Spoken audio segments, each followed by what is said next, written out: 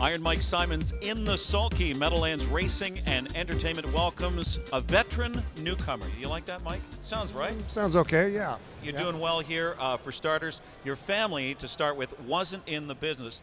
You grew up in horse country in Kentucky, right? Tell us how you got started, how you got bitten by the horse bug.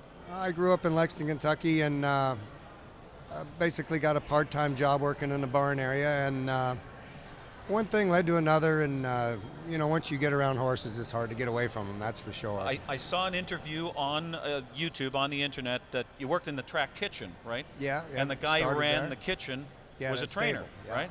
And one thing led to another, got you a job. Yeah, cleaning equipment and cooling out horses, hot walking, and it's just something I never got away from. Now you started, what really got you going as far as driving, you won a driving tournament as a teenager, right? Like a special... They used to have a junior drivers tournament for each track. Had a kid would represent them, and they had it there at Lexington, which was my home track, and I think I won the first race I was in 2, 5, and 4 at the Red Mile. At the Red Mile. Yeah. And it was a lifetime mark. Oh, terrific stuff. Well, you did your job there, and you made your way to Brandywine, the now defunct Brandywine. Yeah. How did you get to that point? Well, I worked for Houghton for a few years. Wait a minute. Kicked around. Billy Houghton? Yeah, you 4 worked years. for Billy Houghton? Yeah. Oh, that's terrific. Yeah. What an education there. Yeah, it's like going to school at Harvard, I always said. So yeah. You worked for Billy for how many years? 4 years. 4 years, Yeah. right? And you worked at Brandywine, you raced at Brandywine, and then eventually made your way to Pocono, right? Correct, yeah. Right. Yeah, Brandywine closed down. I moved a little further north. I would go to Pompano there in between. So I found out about Poconos. I went up there with 4 horses, and just one thing led to another. I was going to ask you, you just mentioned Pocono in Florida. With the winter we've had, what are you doing here? Yeah, well. It's kind of your off season, right? Or is it? Yeah, well, in the winter you just try to tread water, basically financially, but one thing leads to another, and I've been lucky. I've come across a couple good horses in the past, so they keep me going. Terrific stuff. Now, you've averaged more than 100 wins, 12 straight years. You've been very consistent, very steady, out of the major stakes spotlight. But how has your career kind of evolved? Well, basically, I always liked the younger horses. Came up through Mike Zeller and say Houghton, and they were always with the 2 and 3 year olds, and that's about all I knew. But I guess I just kind of adapted. And if you're going to be around tracks like Poconos, you got to know the racehorse game too. And I've just kind of phased myself away from the babies now. You need to go south for that, and I'm comfortable up here. And you have a real passion for your horses, of course. You've partnered with trainer Gail Rubel. You've got a great crew as well. Tell us the status of your current stable now. Do you still split your stable? Do you have a division here in New Jersey? I have. I've got 18 currently. I've got 14 of them are at Big Z Stable, which is in New Jersey. It's a farm. That Montague? Montague, right? Yeah. Very good surface, very good barn area. And I have 4 stalls at Poconos, and I'll shuttle back and forth. All right. How do if you a horse replenish? needs more work or something. Now, I'm sorry, but how do you replenish your stable? Just through the claiming game at Pocono and wherever? You just kind of got to have your ear to the ground. And if something comes up and, it seems like the timing's right, if you like the horse, you do what you can to get him. Well, talk about a perfect timing.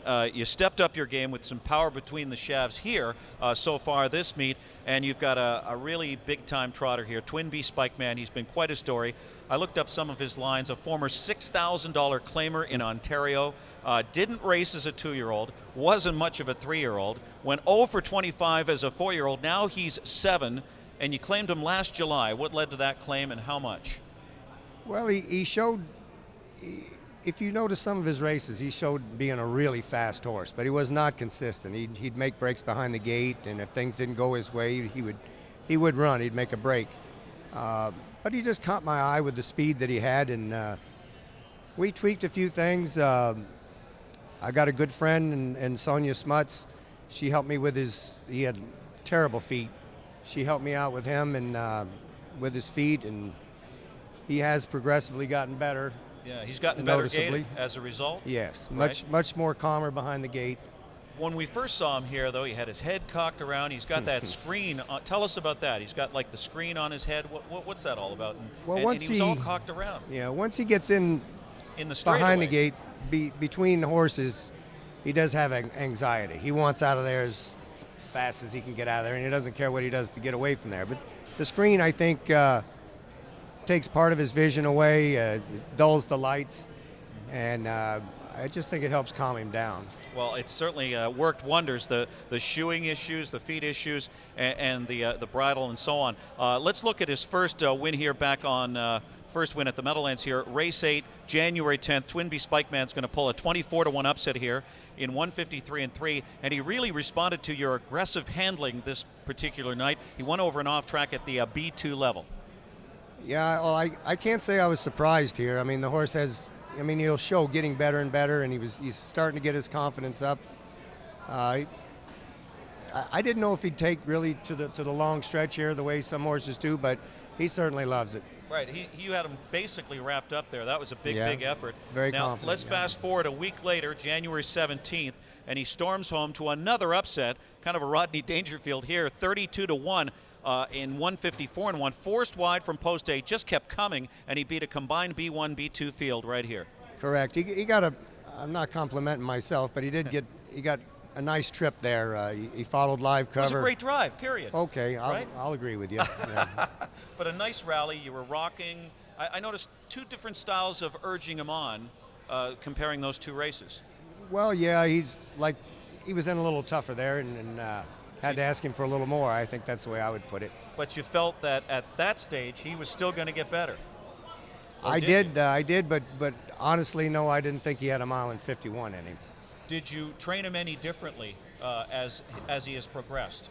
No, sir. He's been on the same program. Same program? He'll jog. He'll go one trip, 4 days out, and that's it. All right. Do you turn him out at all? Every day. Every day gets turned out. All right. Race 2, February the 22nd. He scores a B1 class win in 153-2. Now you fired out from the 23rd, excuse me. You fired out from post 7, sat a pocket trip right behind the favorite Coraggioso, and you just blew by. And yeah, look at his head here. He's just so happy. Yeah. I came back to the paddock after that race, and I told Siobhan, his caretaker, that's as good as he's ever been. Yeah. And I'm just turning into a completely different animal than what I had. Siobhan, let's acknowledge the caretaker here, the full name? Siobhan Ramsey. Siobhan Ramsey, okay. Very good caretaker. Terrific stuff. Now, let's look at the 51 mile here, February 28th, race 2, Twinbee Spikeman upsets the free-for-allers here. This was a great drive.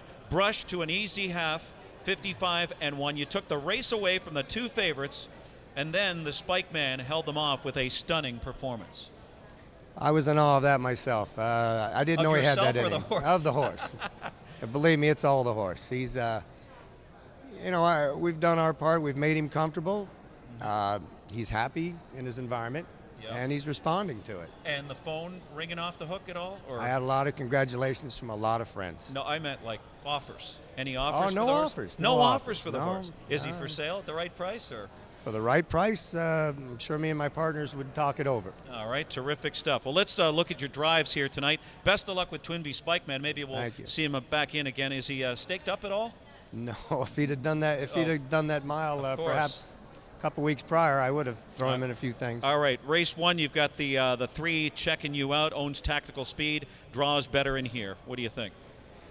Long shot. This horse, for like 15/16 of a mile, you think you're a winner, but just the last few feet, he just kind of weakens up on you. He'll catch the right field some night. I hope tonight's the night. All right. Race number 6, the 8 Speculation, qualified well behind a good one, Jürgen Hanover. Qualified a little better than Robbie and I thought he would. Just wanted to get him around there, and he gave us a little more than we thought he would give him, but I wouldn't count him out tonight. All right, I think I like his chances. Buffalino Hanover race 7 steps up to the C1 level, but he comes off a rousing score, and you picked up this drive because Andy Miller had to drive his stable horse. Own, yeah. Right. Yeah, I believe I drove this horse last summer for Todd, and I actually drove this horse's mother a few years back, and as a 2-year-old, she set a track record at Poconos. All right, terrific stuff. Well, good luck with that one. Race 9, the 7 Dodo. Love this mare. Lightly raced. She has some upside, has raced well here. What do you think of her chances tonight? I like her a lot in here. She's as good as she's been. We're kind of just spacing her starts out here. She's eligible to a series in a month at Poconos, and Okay. we're just kind of keeping her tight for that. But that being said, she fits in there pretty good. And a cup of coffee, and you come back and race 12, the one Spectator K. He's got some back class, and is this a new acquisition for you? Yeah, he was just sent to me. Walt sent him over to me. Left him pretty much the same, and we're just hoping this is like. The horse is going to step up, barn change, right? Well, some do. Some like the changed environment. Yes, a lot of them do, yeah. Now, speaking of changing scenes, are you going to, when Pocono opens, are you going to continue to race here? Yeah, I'm planning on it. Okay. So as long as my horses can compete, I'll be here. So what's your kind of schedule going to be? How have you mapped things out initially? It'll be Tuesday, Wednesday will be Pocono. Sometimes Thursday when they race here, and then Friday definitely here. A lot of trot races here. I like that Friday, and then Saturday and Sunday will be Pocono. And we want to see more of the Spike Man, right? He'll be here. Who's the sire of that horse, by the way? I think his name is Ken Workington. Good stuff, right there. That's quite a thing. We can't call you Iron Mike Simons anymore, right? We'll Because go that's Iron Mike LaChance's handle. I'll take Simonized. That's Simonized. They were Simonized in that 151. It's quite an honor getting a horse named after you. They did name one after me, but it was quite a while ago. I haven't gotten any residuals. No. So, all right. Okay, good stuff, Mike Simons. Best of luck. You made done some damage here at the Meadowlands, and best of luck with Twin B Spike Man as well. Thanks for joining us. Thanks very much, Ken. And Wendy Ross is standing by on the perimeter here, and we'll tee up tonight's feature race.